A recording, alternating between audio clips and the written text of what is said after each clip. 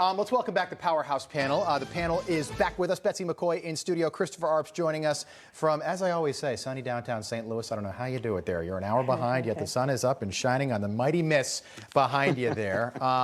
Okay, let's talk about what's happening in the state of Virginia, a little bit to the east of where you are, Chris. But yesterday we heard that President Barack Obama, the former president, was going to campaign for Terry McAuliffe in the state of Virginia. If you're watching at home and you're saying, who's Terry McAuliffe? Well, he was governor once before. He's running for governor again. Ralph Northam is out a month from now. This really, if you ask me, is the most consequential possible bellwether election of this election cycle. November 2nd is election day. So there's a massive enthusiasm gap right now, Betsy, when it comes to the Democrats and Joe Biden and getting out there. We learned this morning that Joe Biden is in fact going to campaign with Terry McAuliffe, so a change there. What'd you make of this? And can Glenn Youngkin, the Republican, can he beat Terry McAuliffe? Well, the race is becoming very close. Yeah. And it is a barometer of what's going to happen next year in 2022 when the Republicans try to take back the House and the Senate. And that's why the entire nation is watching this race. McAuliffe was expected to win, but as Biden's numbers tank, there's more enthusiasm for the Republican Youngkin than for the Democrat McAuliffe.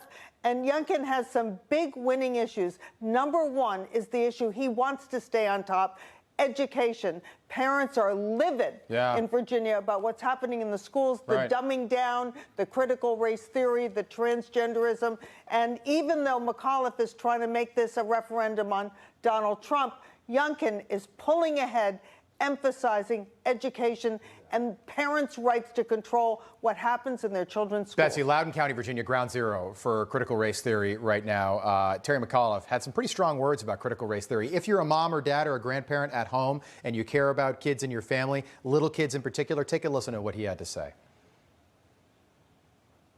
Parents had the right to veto books, Glenn, not to be knowledgeable about it, also take them off the shelves. And I'm not going to let parents come into schools and actually take books out and make their own decision. We say it all the time, quiet part out loud right there. That was during a debate with his opponent, Glenn Youngkin. So just a couple little numbers here. Joe Biden won the state of Virginia back in November by 10 points. So significant margin. Is this really, Mark Halperin, is this really a bellwether? It is, because there are cross currents here. Typically, historically, the party out of the White House has won the Virginia governor's race. Terry McAuliffe symbolizes a lot of the Democratic Party personally and professionally.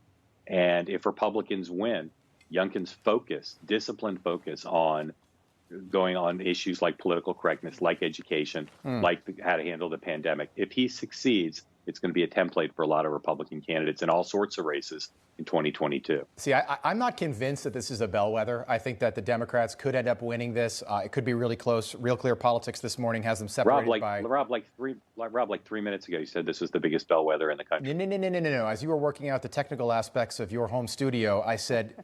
Could this be? Is this really a bellwether? I'm not convinced it is. Re-rack the tape. Yes, well, we can do that. But Real Clear Politics has them separated by just over 3%, so that's within that margin of error. But, Chris, I think... on this trajectory, McAuliffe's going to lose. He's going to have to change something, and maybe Barack Obama can do it for him. But he's in real danger. Every Democrat will tell you that. So that's where I'm going with this, Chris. Typically, you bring in the big guns. I don't know if Joe Biden's a big gun, by the way. He clearly did not want Joe Biden campaigning anywhere near Virginia, even though D.C. is right there. That's why he chose his predecessor, Barack Obama, to campaign with him. But typically, you only bring in the big guns when you are scared about losing an election. Is that what's happening here? That's exactly what's happening. Look, if Glenn Youngkin wins this election, I think the video clip of Terry McAuliffe talking about parents don't have a right to know what their children are learning is going to be the big issue there. I had a chance twice to interview Glenn Youngkin on my podcast, Water Cooler Politics with Chris Arps. He's a very good candidate, and I think that he's doing real well because he reached out to African Americans and other minorities, and I think that is helping with the entire ticket. He's winning. Winsome Sears, the African American lieutenant governor candidate, is winning, as well as the Hispanic attorney general is winning in this race as well. All right, I want to talk about infrastructure. Mark, quick question about the midterm. So no matter what happens in this election with the two candidates there going for governor, do you think that 2022 could be 2010 all over again? that was the biggest flip. It was something like 63 seats were won by Republican candidates in the House in 2010. And that's the most we've seen since the 1940s, just after World War II. Are we looking at that 13 months from now?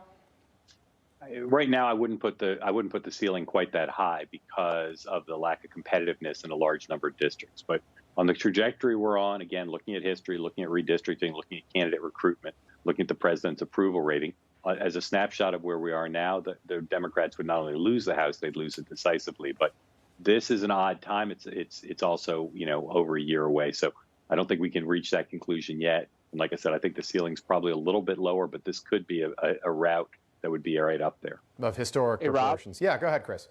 Burgess Owens was our keynote speaker at the St. Louis County Lincoln Reagan Day dinner over the weekend, and he told us that they are looking internally at picking up at least 40 seats next year. Wow. So that would be enormous. By the way, so former NFL star Burgess Owens, did he have anything to say about the John Gruden situation, just to wrap that up?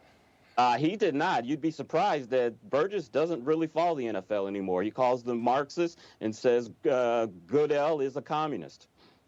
He says Roger Goodell's a communist. Yes. Wow. I have to get Burgess Owens. He doesn't on the watch show. NFL anymore. My goodness. All right, panel, a lot more to talk about this morning. I want to talk about that infrastructure bill and what Nancy Pelosi says the media should be doing. The media should be out there selling this bill, not the Democratic Party, certainly not Joe Biden. We'll get into that top of the hour. Mark Halperin, Betsy McCoy, Chris Arps. See you again soon.